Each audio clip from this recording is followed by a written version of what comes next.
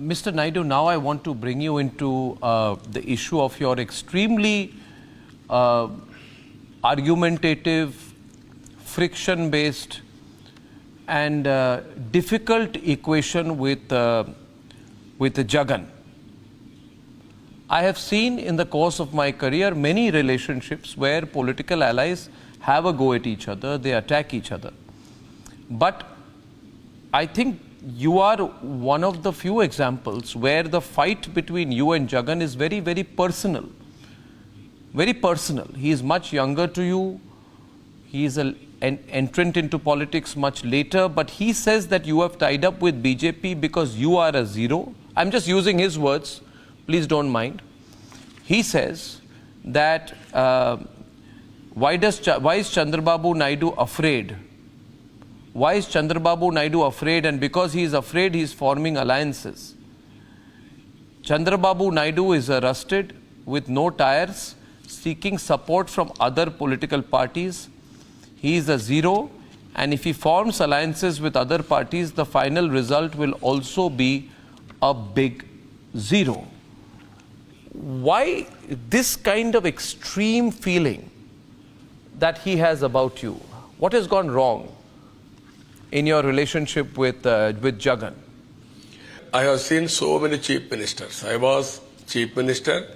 I was sometimes opposition leader. 14 years chief minister.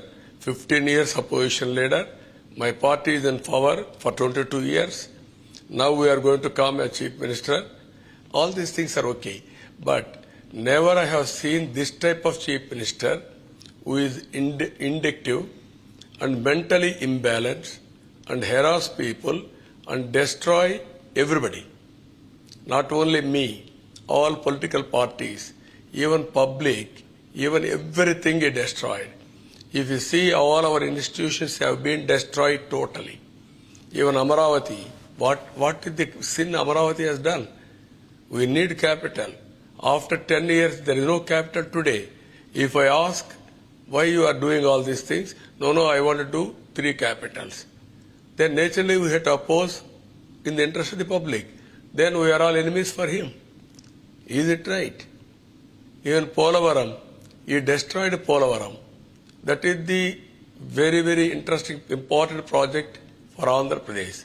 If you complete Polavaram and linking all rivers, every acre of land we can give water.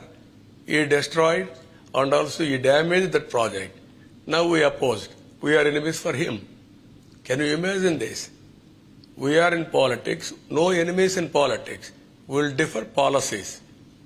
If you think anybody will differ with him on public policy and public issue, he is treating them enemies and declaring war.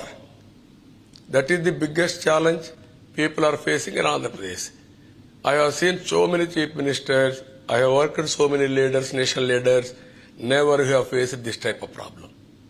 But you just called him mentally imbalanced. Is that not too extreme a comment? To call the Chief Minister of Andhra Pradesh mentally imbalanced, that's very strong language coming from a person like you. No, what I'm saying, you can go through all his actions for the last 5 years. We are all the sufferers. There is any truth, anybody can take action. There is no truth. You will do all these things. What can we say? I am telling you an example. One weaver, one Mr. Subbarao in Vantimetta, Kadapa district, his own district. His land has been changed online. He had some debt. You want to sell that land and repay and educate his children. Now, after seeing that record change, he went to everybody. Then nobody supported him. Finally, he was frustrated and committed suicide by putting his head in rail track. His wife and daughter has taken poison and they died. Can you imagine this type of problems? Even one Mrs. Lashmi came to Delhi, he cut her finger, showing that so much of injustice in Andhra Pradesh. She was not repenting for cutting her finger, but she is saying so much of injustice.